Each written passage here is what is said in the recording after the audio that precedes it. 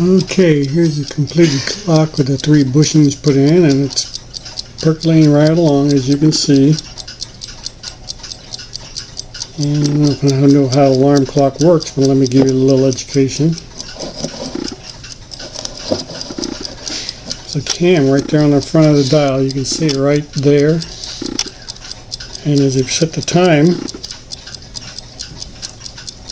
it goes around and it drops down. And there goes your alarm. And this up here turns it off.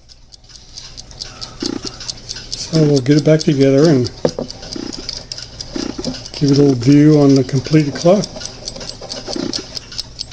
And there you go, Charles. Here's your clock. And someday we'll show you the face behind the voice, but we don't want to scare you too much.